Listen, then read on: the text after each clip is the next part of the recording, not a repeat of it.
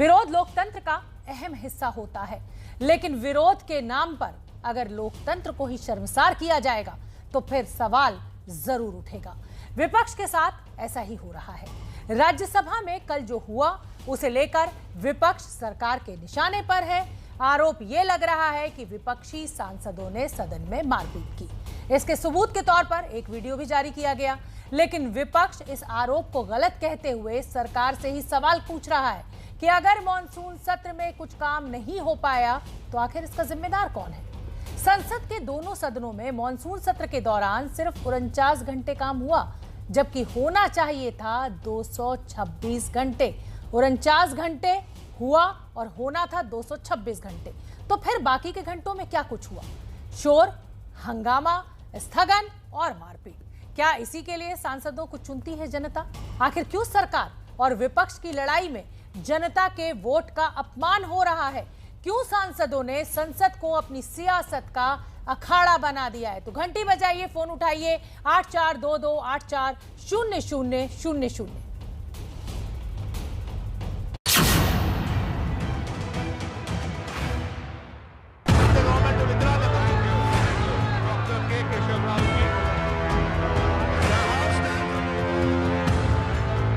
पहली बार राज्यसभा में सांसदों की पिटाई की गई है। मैं तो कहूंगा लोकतंत्र का हनन हुआ है और लोकतंत्र रोई है। बड़ा दुखद है। एक वुमेन शील्ड बना के हमारे महिलाओं के ऊपर मैन हैंडल किया। लोकतंत्र की हत्या हुई हमने देखा है। जो मार्शल है, महिला मार्शल है, उनसे उलझे। ये कहाँ की अनुशासनहीनता है? ये कौन सा लोकतंत्र है? संसद का जो सत्र रहा है हमारे सब लोगों के लिए शर्मनाक रहा है। तो आज पूरे देश के लिए बहुत शर्म की बात है कि इस प्रकार से सदन के अंदर जो अपमान सदन का किया गया, जो अपमान चेयर का किया गया।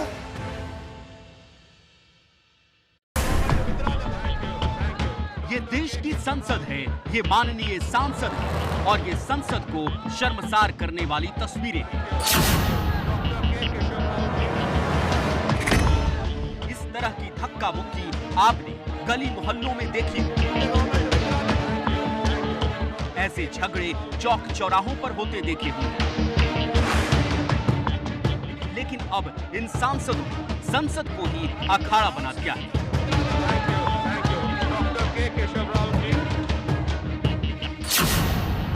इन तस्वीरों को देखकर यकीन करना मुश्किल है कि ये वही लोग हैं जिन पर देश के लिए कानून बनाने की जिम्मेदारी।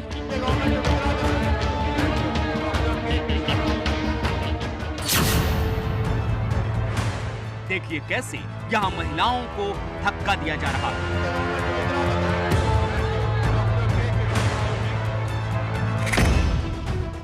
किस तरह सभापति की मेज पर चढ़ने की कोशिश हो रही है।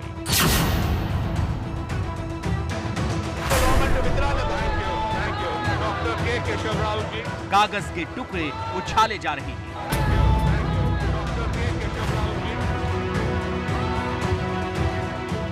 इन तस्वीरों में नीली रंग की पोशाक में वो मार्शल जिन्हें सुरक्षा के लिए तैनात किया जाता है। आरोप है कि इस हंगामे के दौरान मार्शल और सांसदों के बीच मारपीट भी हुई। अब सवाल है कि किसने किसको मारा। इसे लेकर सत्ता पक्ष और विपक्ष आमने सामने हैं। एक दूसरे पर आरोपों की बौछार की जा रही है। महिलाओं को सामने रखे, पुरुष मार्शल को पीछे रखे, एक वुमेन शील्ड बना के हमारे महिलाओं के ऊपर मैन हैंडल किया और मार्शल लोगों ने भी मैन हैंडल किया। ये तरीका ठीक नहीं है। हम बहुत दिन से पॉलिटिक्स में हैं, लेकिन ऐसी चीजें कभी नहीं देखी। विपक्ष ने सड़क से संसद तक सिर्फ अराजकता, अराजकता और अराजकता ये विपक्ष का एकमात्र एजेंडा रहा। न जनता का हित, न टैक्स पेयर के पैसे की फिक्र और न ही संवैधानिक मूल्यों की गरिमा की फिक्र थी। और जो घटा वो बहुत शर्मसार था। निंदनीय था और ये घड़ियालू आंसू बहाने की बजाय इनको तो देश से माफी मांगनी चाहिए। राज्यसभा में ये शर्मनाक घटना तब हुई जब कल शाम सरकार ने जनरल इंश्योरेंस अमेंडमेंट बिल पेश किया। विपक्ष इसका विरोध कर रहा था। विपक्षी सांसद हंगामा करते हुए वेल में पहुंच गए। उन्होंने कागज फाड़कर सभापति के आसन की तरफ फेंकना शुरू कर दिया, जिसके बाद वहां मौजूद मार्शल्स ने उन्हें रोकने की कोशिश की। आरोप है कि इसी दौरान धक्का मुक्की और हाथापाई शुरू हुई और फिर विपक्ष ने सदन से वॉकआउट किया। इसके बाद राज्यसभा की कार्यवाही अनिश्चित काल के लिए स्थगित कर दी गई और फिर शुरू हुई हंगामे पर राजनीति। सबसे पहले विपक्षी नेता सामने आए और उन्होंने सरकार पर संसद में मार्शल लॉ लगाने का आरोप लगा दिया। संसदीय लोकतंत्र की हत्या हो गई, रवायतें संग्रहालय में चली गई।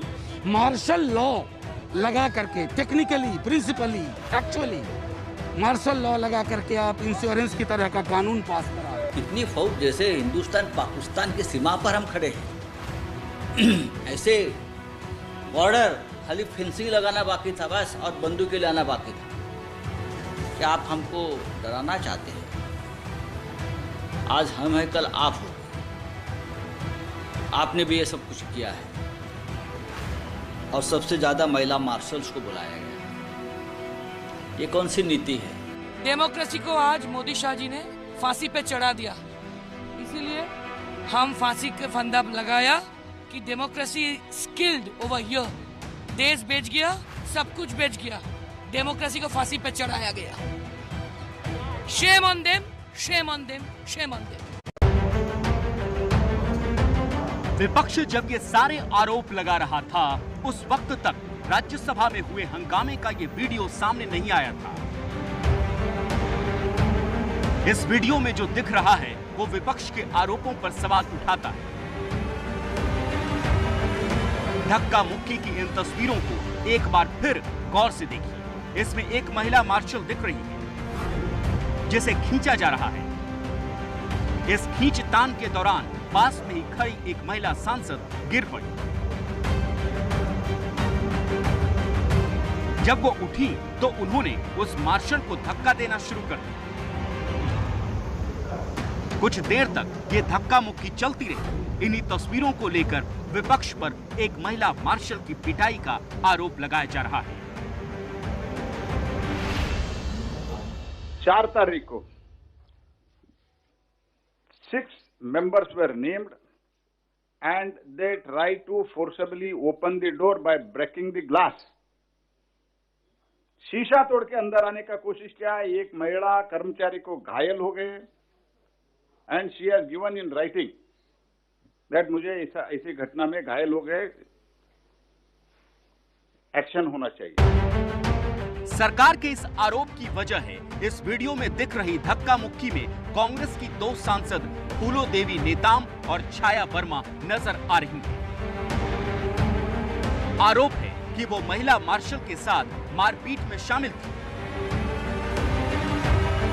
लेकिन उनका कहना है कि वीडियो का सिर्फ एक हिस्सा दिखाकर ऐसा आरोप कैसे लगाया जा सकता है। इस कदर कल जितने सांसद नहीं थे उतने भारी तादाद में मार्शल बुलाया गया और सामने रखा गया। मैं अपनी बात कर रही हूँ, गिर गई और वहाँ पे टेबल था, सामने में टेबल में कमर के पास लगा जोर से, उसके बाद हाथ में मोच आया है, फिर पसली के पास लगा है। हमारे किसी भी सांसदों ने, ना महिला ना पुरुष, किसी सांसदों ने मार्शल को छुआ नहीं है।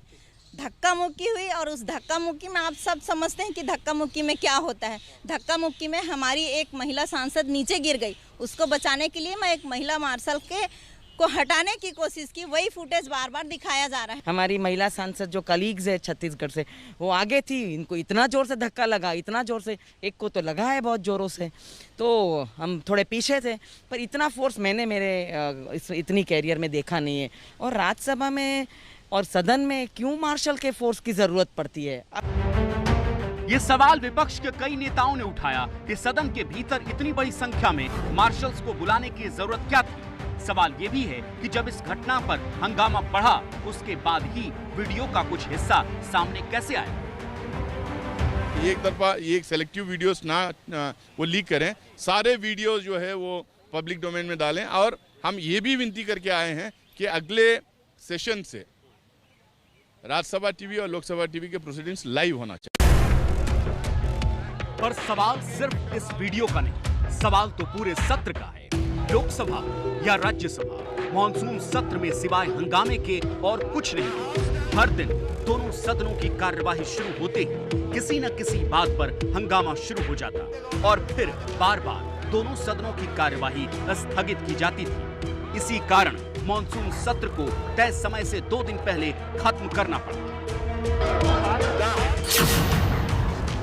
घंटों की बात की जाए तो लोकसभा में 96 घंटे काम होना चाहिए था, लेकिन हुआ सिर्फ 21 घंटे 14 मिनट और राज्यसभा में तय 98 घंटे में से 28 घंटे ही काम हो पाया। नतीजा ये हुआ कि ये मॉनसून सत्र सबसे कम काम होने वाला अब तक का तीसरा सत्र साबित हुआ है। इसके बावजूद सांसदों को कोई शर्म नहीं, वो अब भी एक दूसरे पर आरोप लगाने में लगे हैं। बाहर से लोगों को बुलाकर नीली वर्दी में डालकर सांसदों को धक्का मुक्की मारपीट की गई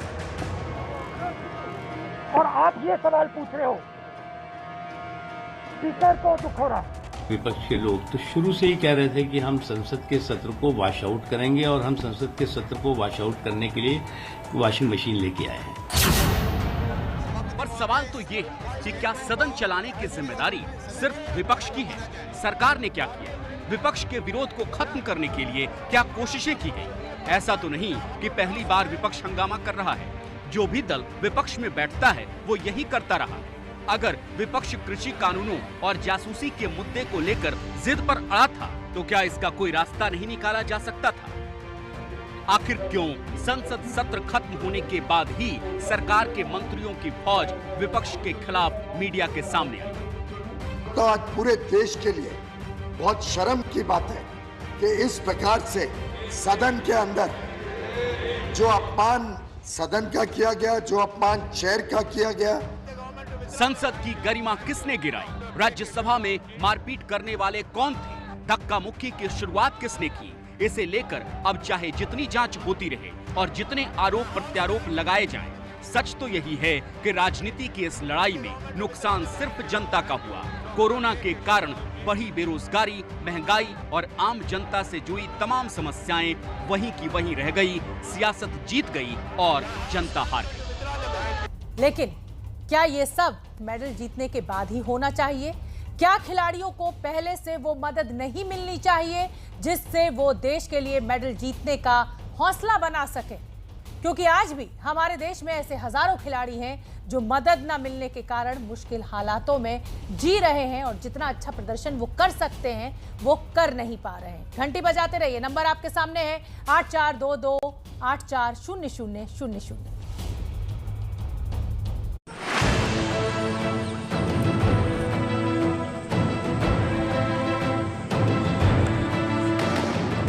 देश के लिए मेडल जीतने की उम्मीद में कपिल परमार दिन रात मेहनत करते हैं। वो चाहते हैं कि आने वाले वक्त में वो भी ओलंपिक खेलों में तिरंगे की शान बढ़ाएं। मेरा सपना यही, जैसे नीरज चोपड़ा ने गोल्ड मारा, बजरंग पुनिया ने, रवि दैया जी ने, अभी साक्षी मलिक, क्या विनेश फोगाट, ये 5-6 जो थे मेडल के दावेदार थे, उनके जैसे सपना मेरा भी है। लेकिन अपने सपने को पूरा करने के लिए कपिल को सरकार से जो मदद मिलनी चाहिए वो नहीं मिल पा रही। कपिल देश विदेश में हुई कई प्रतियोगिताओं में मेडल जीत चुके हैं। उन्हें पैरा ओलंपिक क्वालिफाई राउंड के लिए उज्बेकिस्तान जाना था, जिसका खर्च करीब 2 लाख रुपए है। लेकिन कपिल के पास इतने पैसे नहीं थे। कुछ भी मदद नहीं मिलती। जो यहाँ के समाज सेवी वो थोड़ा बहुत मेरे लिए करते हैं, बाकी वो सरकार से तो कोई नहीं करती। बाकी मेरे और मेडल के पैसे नहीं आए। 2017 से लेकर अभी तक 3-4 गोल्ड है मेरे, नेशनल में भी है, इंटरनेशनल कॉमनवेल्थ में भी गोल्ड है, मेरा कोई पैसा नहीं है। कपिल के घर में आज भी बहुत से मेडल सजे हुए हैं, लेकिन इसके बावजूद उन्हें अपना घर चलाने के लिए चाय की दुकान खोलनी पड़ी। कपिल को इस बात का दुख है कि सरकार खिलाड़ियों के लिए घोषणाएं तो बड़ी बड़ी करती हैं, लेकिन गरीबी से जूझ रहे खिलाड़ियों को भूल जाती है। आग बुझाने में दमकल की 4 गाड़ियों ने कड़ी मशक्कत की। राहत की खबर यह है कि आग पर अब काबू पा लिया गया है। किसी तरीके के जान का कोई नुकसान नहीं।